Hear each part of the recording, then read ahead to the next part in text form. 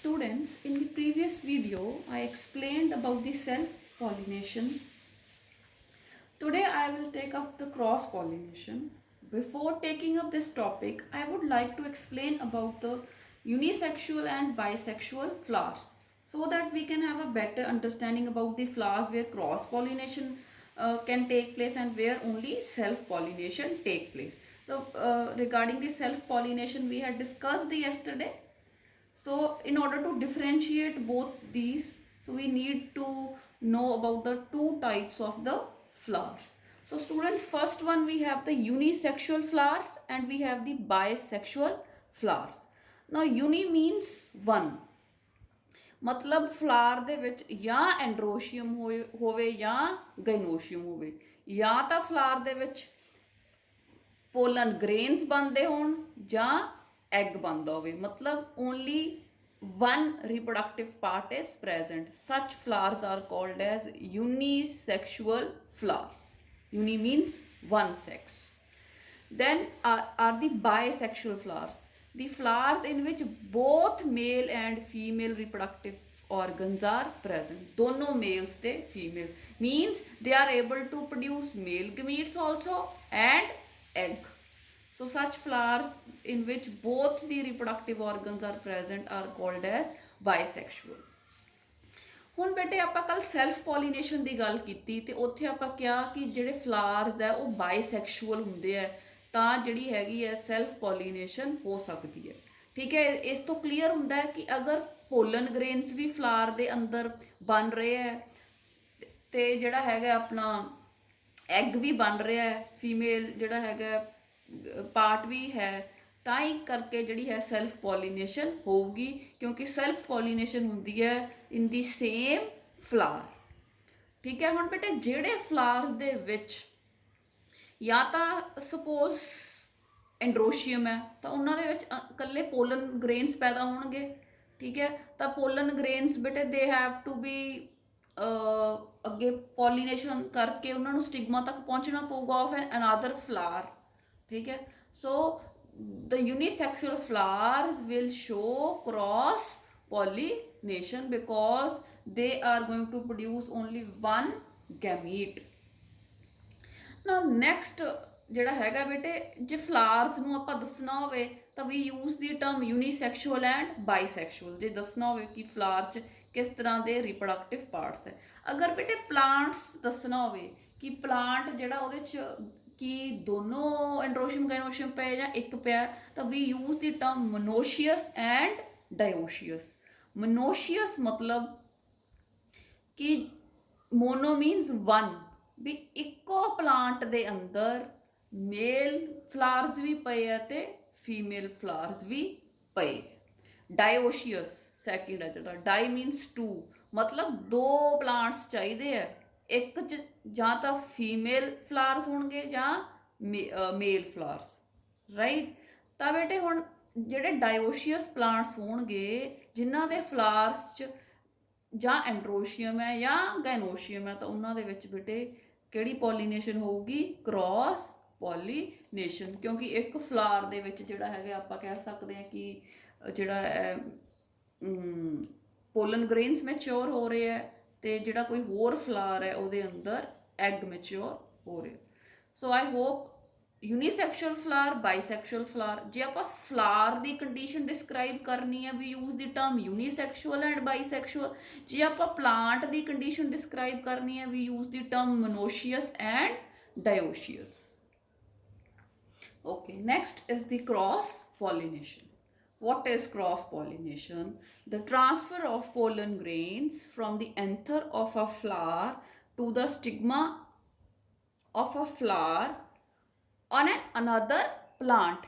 ਇੱਕ ਪਲਾਂਟ ਦੇ pollen grains ਦੂਸਰੇ ਪਲਾਂਟ ਦੇ ਫਲਾਰ ਦੇ ਸਟਿਗਮਾ ਦੇ ਉੱਪਰ ਜਾ ਕੇ ਜਦੋਂ ਲੈਂਡ ਕਰਦੇ ਆ, ਦਿਸ is called as cross pollination. Plant change ਹੋ ਰਿਹਾ ਬੇਟੇ, ਫਲਾਵਰਸ ਤਾਂ ਚੇਂਜ ਹੋ ਹੀ ਗਏ ਤੇ ਪਲਾਂਟ ਜਿਹੜਾ ਹੈ ਉਹ ਵੀ ਡਿਫਰੈਂਟ ਹੈ। So this is called as cross pollination. It is also called as allogamy ਔਰ we can call it as ਜ਼ੀਨੋਗੈਮੀ।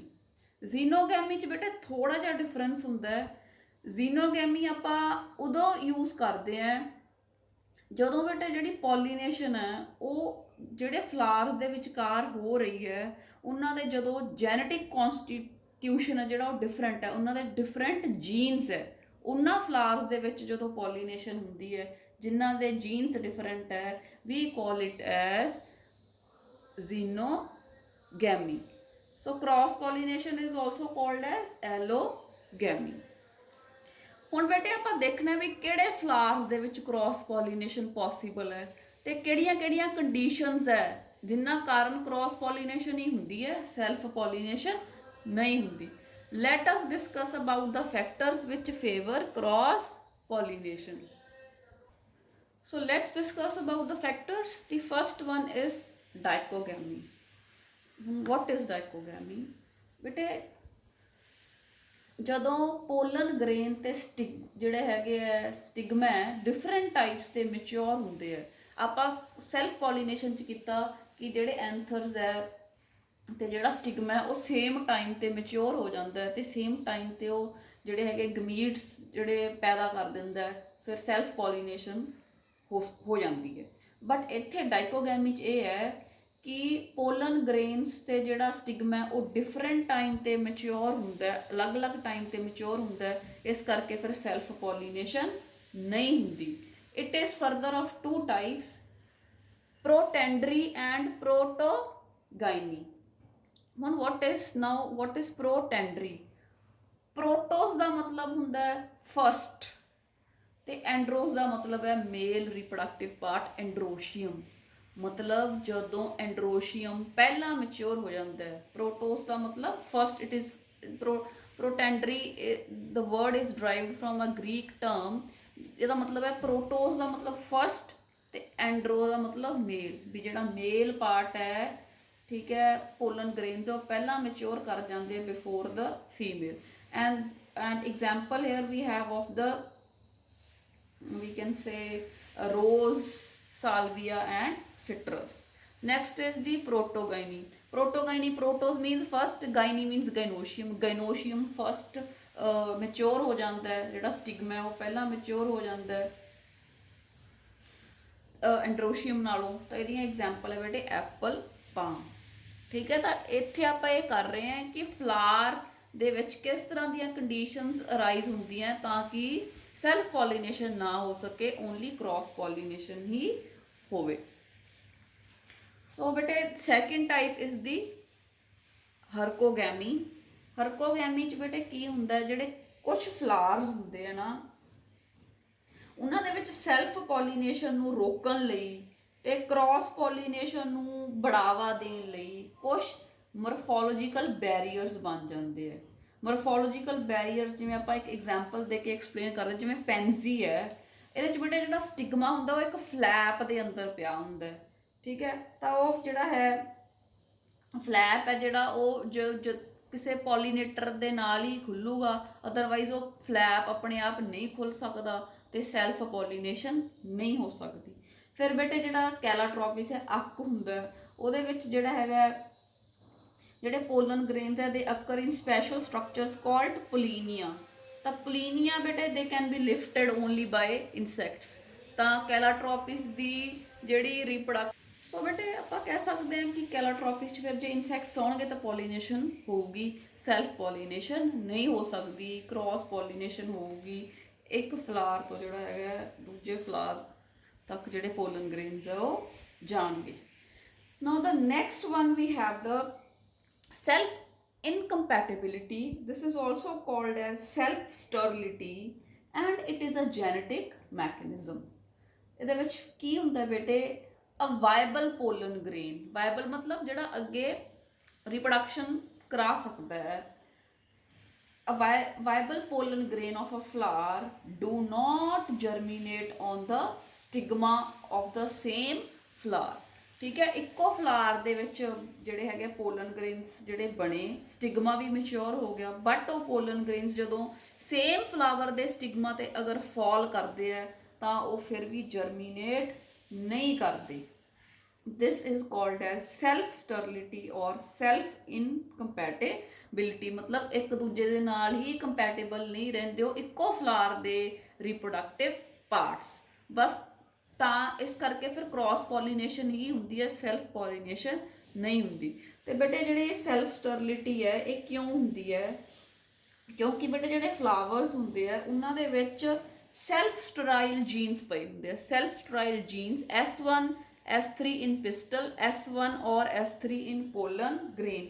ਇਹ ਜਿਹੜੇ ਬੇਟੇ ਜੀਨਸ ਪਏ ਆ, ਸੇਮ ਜੀਨਸ ਪਏ ਆ, ਇਹ ਇੱਕ ਦੂਜੇ ਨੂੰ ਜਿਹੜੀ ਹੈਗੀ ਆ ਇਹ ਰੋਕ ਦਿੰਦੇ ਆ, ਕੰਪੈਟੇਬਿਲਿਟੀ ਖਤਮ ਕਰ ਦਿੰਦੇ ਆ ਤੇ ਪੋਲਨ ਗ੍ਰੇਨ ਨੂੰ ਜਰਮੀਨੇਟ ਨਹੀਂ ਹੋਣ ਦਿੰਦੇ। ਇਸ ਤਰ੍ਹਾਂ ਦਾ ਬੇਟੇ ਜਿਹੜਾ ਮੈਕੈਨਿਜ਼ਮ ਹੈ, this is found in tobacco, potato, crucifers. Crucifers ਜਿਵੇਂ ਸਰੋਂ, ਤਾਂ ਇਹਨਾਂ ਦੇ ਵਿੱਚ ਬੇਟੇ ਸੈਲਫ ਇਨਕੰਪੈਟੇਬਿਲਿਟੀ ਹੁੰਦੀ ਹੈ ਤਾਂ ਕਿ ਕ੍ਰੋਸ ਪੋਲੀਨੇਸ਼ਨ ਹੀ ਹੋ ਸਕੇ। Then we have the dicliny. ਤੇ ਬੇਟੇ ਆ ਡਿਕਲੀਨੀ 'ਚ ਹੈਗਾ ਕਿ ਜਿਹੜਾ ਔਰ we can call it as unisexuality. Plants with unisexual flowers, ਜਾਂ ਤਾਂ ਪਲਾਂਟ ਸਟੈਮੀਨੇਟ ਹੋਊਗਾ ਜਾਂ ਪਿਸਟੀਲੇਟ ਹੋਊਗਾ, ਜਾਂ ਤਾਂ ਉਹਦੇ ਕੋਲੇ ਜਿਹੜੇ ਮੇਲ ਗਮੀਟਸ ਬਣਨਗੇ ਜਾਂ female. So self pollination is not possible ਜਦੋਂ ਦੋਨੋਂ ਰਿਪਰੋਡਕਟਿਵ ਪਾਰਟਸ ਇੱਕ ਫਲਾਰ 'ਚ ਪਏ ਹੀ ਨਹੀਂ। So cross pollination takes place। Example papaya, mulberry, cucurbita ਜਿਹੜੀ ਕੱਦੂ ਦੀ ਸਾਰੀ ਫੈਮਿਲੀ ਹੈ ਬੇਟੇ, ਠੀਕ ਹੈ। ਸੋ ਇਹਦੇ ਵਿੱਚ ਜਿਹੜੀ ਹੈ क्रॉस pollination ਹੀ possible ਹੈ। now the last one which we have is the heterostyly।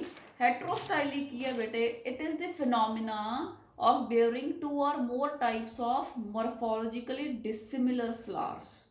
ਠੀਕ ਹੈ, ਅਲੱਗ-ਅਲੱਗ ਤਰ੍ਹਾਂ ਦੇ ਫਲਾਰਸ ਪਏ ਹੁੰਦੇ ਆ ਜਿਨ੍ਹਾਂ ਦੀ ਮੋਰਫੋਲੋਜੀ ਡਿਫਰੈਂਟ ਹੁੰਦੀ ਹੈ। ਬੇਟੇ ਇਹ ਜਿਹੜਾ ਹੈਗਾ ਸੱਚ ਫਲਾਰਸ ਆਰ ਫਾਊਂਡ ਇਨ ਪ੍ਰਿਮੂਲਾ, ਓਗਜ਼ੈਲਿਸ, ਜੈਸਮਿਨ। ਇਹਦੇ 'ਚ ਕੀ ਹੁੰਦਾ ਹੈ? there are 2 or 3 types of flowers with different heights of the styles and stamen। Style ਦੀ ਤੇ ਸਟੇਮਨ ਦੀ ਹਾਈਟ ਹੀ ਡਿਫਰੈਂਟ ਹੁੰਦੀ ਹੈ। ਜੇ ਉਹਨਾਂ ਦੀ ਸੇਮ ਹਾਈਟ ਹੋਊਗੀ ਤਾਂ ਪੋਲੀਨੇਸ਼ਨ ਈਜ਼ੀ ਹੋ ਜੂ, ਪੋਲਨ ਗ੍ਰੇਨਸ ਈਜ਼ੀਲੀ ਨਾਲ ਵਾਲੇ ਸਟਿਗਮਾ ਤੇ ਆ ਕੇ ਲੈਂਡ ਕਰ ਜਾਣਗੇ। ਹੁਣ ਉਹਨਾਂ ਦੀ ਹਾਈਟ ਦਾ ਡਿਫਰੈਂਸ ਹੈ ਤਾਂ ਉਹ ਬੇਟੇ ਵਿੰਡ ਨਾਲ ਜਾਂ ਇਨਸੈਕਟ ਨਾਲ ਕਿਤੇ ਦੂਰ ਚਲੇ ਜਾਣਗੇ, ਜਿਹਦੇ ਨਾਲ ਜਿਹੜੀ ਹੈਗੀ ਹੈ ਕ੍ਰੋਸ ਪੋਲੀਨੇਸ਼ਨ ਹੋ ਜੂਗੀ, ਰਾਈਟ। ਤਾਂ this is what is the ਹੈਟਰੋਸਟਾਈਲੀ। ਤਾਂ ਬੇਟੇ ਇਹ ਕਾਫੀ ਤਰ੍ਹਾਂ ਦੀ ਹੁੰਦੀ ਹੈ, but you just remember that ਇਹਦੇ ਐਗਜ਼ਾਮਪਲਸ ਕਿਹੜੇ ਕਿਹੜੇ ਹੈ ਐਂਡ ਇਹਦੇ ਵਿੱਚ ਹੁੰਦਾ ਕੀ ਹੈ ਕਿ ਜਿਹੜਾ ਹੈਗਾ 2 or 3 types of flowers ਹੁੰਦੇ ਹੈ with different heights of the styles and stamens। ਇਸ ਕਰਕੇ ਠੀਕ ਹੈ ਉਹਨਾਂ ਦੀ ਲੈਂਥ ਹੀ ਜਦੋਂ ਡਿਫਰੈਂਟ ਹੋਊਗੀ ਤਾਂ ਉਹਨਾਂ ਦੇ ਵਿੱਚ ਲੈਵਲ ਡਿਫਰੈਂਟ ਹੋ ਗਿਆ। Self pollination is not possible, only cross pollination will take place, ਠੀਕ ਹੈ। ਫਿਰ ਬੇਟੇ ਜਿਹੜੇ ਐਂਜੀਓਸਪਰਮਸ ਹੁੰਦੇ ਆ ਆਪਾਂ ਉਹਨਾਂ 'ਚ ਗੱਲ ਕਰ ਲਈ। ਜਿਹੜਾ ਪੋਲਨ ਗ੍ਰੇਨ ਹੁੰਦਾ ਉਹ ਬੇਟੇ ਨॉन ਮੋਟਾਈਲ ਹੁੰਦਾ ਤੇ and it has to be carried to the stigma, ਠੀਕ ਹੈ। ਇੱਕ ਵਾਰੀ ਜਦੋਂ ਐਂਥਰ ਡੀਹਾਈਸੈਂਸ ਹੋ ਗਿਆ, ਪੋਲਨ ਗ੍ਰੇਨਸ ਰਿਲੀਜ਼ ਹੋ ਗਏ, ਉਦੋਂ ਬਾਅਦ ਬੇਟੇ ਉਹ ਆਪਣੇ ਆਪ ਤਾਂ ਸਟਿਗਮਾ ਤੱਕ ਪਹੁੰਚ ਨਹੀਂ ਸਕਦਾ, ਤਾਂ ਉਹਨੂੰ ਡਿਫਰੈਂਟ ਏਜੰਟਸ ਜਿਹੜੇ ਹੈਗੇ ਆ ਉਹ ਲਿਜਾ ਸਕਦੇ ਆ, ਜਾਂ ਆਪਾਂ ਉਹਨਾਂ ਨੂੰ ਵੈਕਟਰਸ ਕਹਿ ਸਕਦੇ ਹਾਂ। ਤੇ ਜਿਹੜੇ ਬੇਟੇ ਏਜੰਟਸ ਹੈ ਇਹ ਏਬਾਇਟਿਕ ਵੀ ਹੋ ਸਕਦੇ ਆ ਤੇ ਬਾਇਟਿਕ। ਏਬਾਇਟਿਕ 'ਚ ਬੇਟੇ ਆਪਾਂ ਕਰਨਾ ਹੈ ਵਿੰਡ ਐਂਡ ਵਾਟਰ, ਤੇ ਜਿਹੜੇ ਬੇਟੇ ਬਾਇਟਿਕ ਏਜੰਟਸ ਹੈ ਉਹ ਇਨਸੈਕਟਸ, ਬਰਡਸ, ਬੈਟਸ, ਐਨੀਮਲਸ ਹੋ ਸਕਦੇ ਆ, ਮੈਨ ਹੋ ਸਕਦਾ। ਸੋ these are the biotic factors। now let us first discuss about the abiotic agents of pollination। so first we have anemophily। ਜਿਨ੍ਹਾਂ ਫਲਾਵਰਸ ਦੇ ਵਿੱਚ ਪੋਲੀਨੇਸ਼ਨ ਵਿੰਡ ਦੇ ਥਰੂ ਹੁੰਦੀ ਹੈ we call it as anemophily। pollen grains are transferred to the stigma with the help of wind, ਠੀਕ ਹੈ। ਤੇ ਇਹਨਾਂ ਨੂੰ ਜਿਹੜੇ ਫਲਾਵਰਸ ਦੇ ਵਿੱਚ ਅਨੀਮੋਫਿਲੀ ਹੁੰਦੀ ਹੈ those flowers are called as anemophilous flowers। next ਬੇਟੇ ਆਪਾਂ ਕਰੈਕਟਰਿਸਟਿਕਸ ਕਰਨੇ ਆ ਕਿ ਜਿਹੜੇ ਫਲਾਵਰਸ 'ਚ ਵਿੰਡ ਪੋਲੀਨੇਸ਼ਨ ਹੁੰਦੀ ਹੈ ਉਹਨਾਂ 'ਚ ਕੀ ਅਡੈਪਟੇਸ਼ਨਸ ਹੁੰਦੀਆਂ। ਜਿਸ ਤਰ੍ਹਾਂ ਦੀ ਵੀ ਬੇਟੇ ਪੋਲੀਨੇਸ਼ਨ ਹੋਊਗੀ ਉਸ ਤਰ੍ਹਾਂ ਦਾ ਹੀ ਜਿਹੜਾ ਫਲਾਰ ਹੈ ਉਹ ਆਪਦੇ ਆਪ ਨੂੰ ਢਾਲਦਾ ਹੈ ਤਾਂ ਕਿ ਜਿਹੜੇ ਆ ਜ਼ਿਆਦਾ ਚਾਂਸਿਸ ਹੋ ਜਾਣ ਫਰਟੀਲਾਈਜੇਸ਼ਨ ਦੇ। ਤਾਂ ਜਿਹੜੇ ਅਨੀਮੋਫਿਲੀ ਕਰਦੇ ਆ ਬੇਟੇ ਫਲਾਰ ਜਿਨ੍ਹਾਂ 'ਚ ਵਿੰਡ ਪੋਲੀਨੇਸ਼ਨ ਹੁੰਦੀ ਹੈ ਦ ਫਲਾਰਸ ਆਰ ਜਿਹੜੇ ਹੈਗੇ ਦ ਪੋਲਨ ਗ੍ਰੇਨਸ ਉਹ ਲਾਈਟ ਹੈ। ਜੇ ਹਲਕੇ ਹੋਣਗੇ ਫੇਰ ਹੀ ਹਵਾ ਨਾਲ ਉੱਡਣਗੇ, ਨੌਨ ਸਟਿੱਕੀ। ਠੀਕ ਹੈ, ਜੇ ਸਟਿੱਕ ਕਰ ਜਾਣਗੇ ਕਿਤੇ ਤਾਂ ਉਹ ਫਿਰ ਅੱਗੇ ਉਹਨਾਂ ਦੀ ਟਰਾਂਸਫਰ ਹੀ ਨਹੀਂ ਹੋਣੀ। ਸੋ ਜਨਰਲੀ ਬੇਟੇ ਇਹ ਜਿਹੜੇ ਫਲਾਰਸ ਹੈ they don't have a pollen kit ਕਿਉਂਕਿ ਉਹ ਸਟਿੱਕੀ ਮਟੀਰੀਅਲ ਹੈ ਅਤੇ ਉਹ ਇੱਕ ਜਗ੍ਹਾ 'ਤੇ ਚਿਪਕ ਜਾਂਦਾ ਹੈ। ਸੋ ਦ ਫਲਾਰਸ ਜਿਹੜੇ ਹੈਗੇ ਆ ਜਿਨ੍ਹਾਂ ਦੇ ਵਿੱਚ ਵਿੰਡ ਪੋਲੀਨੇਸ਼ਨ ਹੁੰਦੀ ਹੈ they produce light and non sticky pollen grains. Pollen grains are produced in large numbers.